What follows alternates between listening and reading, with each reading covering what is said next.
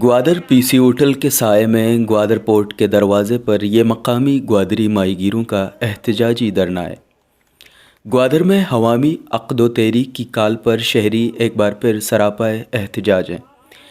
اس سے پہلے 32 دن کے دھرنے کی حکومت بلوچستان کی یقین دہانیوں کے بعد احتجاج ختم کیا گیا تھا، مگر بقول مظاہرین حکومت اور ریاستی اداروں نے وعدہ خلافی کی۔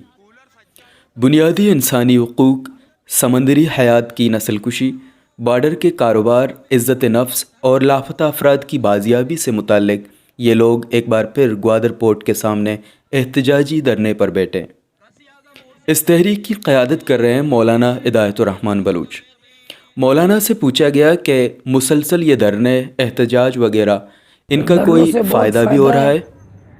تو ان دھرنوں سے قوم کے اندر ہماری شعور آیا ہے، خوف کا ماحول ختم ہوا ہے، لوگوں میں تعارف پیدا ہوا ہے، اور حکمران ہمارے مسائل حل نہیں کر رہے ہیں تو ہمیں فائدہ دے رہے ہیں، کیونکہ ہماری تحریک آگے بڑھ رہی ہے اور قوم میں جذبہ بھی پیدا ہو رہا ہے اور فائدہ اس کا بہت زیادہ ہو رہا ہے۔ کیا اداروں کی غیر سنجیدگی یہ تاثر نہیں دے رہا کہ احتجاج، دھرنے، آئین و جمہوریت وغیرہ ان کی ڈکشنری میں نہیں ہیں؟ نہ تاثر نہیں، بالیقین یہی ہے۔ قوم تو 70 سال سے احتجاج کر رہی ہے، تو یہ ہمارے بحث حکمرانوں نے کب کچھ عمل کیا ہے؟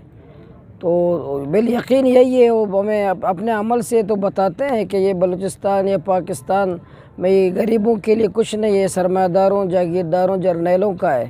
تو ہمارا کام صرف احتجاج یہی کرنا ہے، کیڑے مکوڑے ہیں، لیکن پھر بھی ظاہر ہے مایوس نہیں ہونا چاہیے۔ ہم امید سے ہیں، ہم حکمرانوں سے مایوس ہیں لیکن اللہ سے مایوس نہیں ہیں، اور عوام اور نوجوانوں سے ہم مایوس نہیں ہیں۔ ہمیں یقین ہے انشاءاللہ تبدیلی آئے گی۔ کیا اب تک ان احتجاجوں کا کوئی حل نکل رہا ہے؟ الحمدللہ اس ہماری تحریک کا ایک سب سے بڑا فائدہ ہوا ہے۔ ہم خوف کا ماحول ہم نے ختم کیا، عوام نے، نوجوانوں نے۔ مایوسی تھی وہ ختم ہوا ہے۔ بیوروکریسی جو پہلے آزاد تھا، بے لگام تھا، آج بڑی پریشر میں ہے۔ کل جو گوادر میں لوگ پیسے دیتے کہ مجھے یہاں ذمہ دار بناؤ، کہ 10 کروڑ دیتے تھے میں گوادر کا ذمہ دار بنوں، آج کوئی آنے کے لیے تیار نہیں ہے۔ فشریز کے افسر کے لیے لوگ لڑتے تھے کہ میں فشریز کا افسر بن جاؤں، آج دیر ہے، کوئی افسر بننے کے لیے تیار نہیں ہے۔ وزیر فشریز کے لیے لوگ پیسے دیتے تھے، آج کوئی وزیر فشریز بننے کے لیے تیار نہیں ہے۔ یہ ہمارے حق و تحریک کی کامیابی ہے۔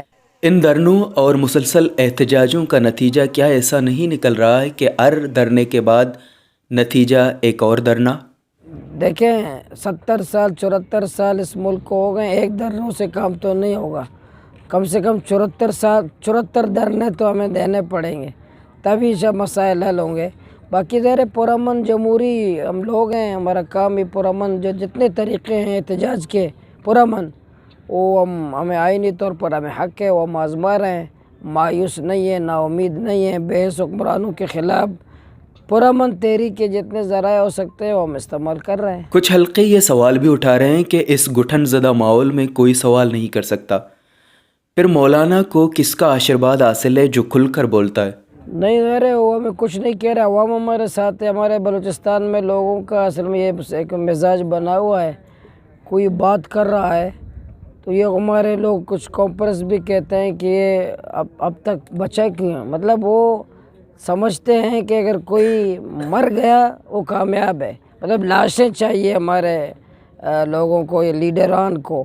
اگر کوئی زندہ ہے تو اس پہ تجزیہ کرتا ہے کہ زندہ کیوں ہے، زندہ ہے دعا کرو اللہ اس کو اور مزید زندگی دے۔ مولانا ہدایت الرحمان پارلیمنٹ پرست جماعتوں سے مخاطب ہو کر لفظ قوم پرست کہہ کر انہیں تنقید کا نشانہ بناتے ہیں، تو کیا مولانا ہدایت الرحمان خود ایک قوم پرست نہیں ہے اور ایک مذہبی رہنما ہے؟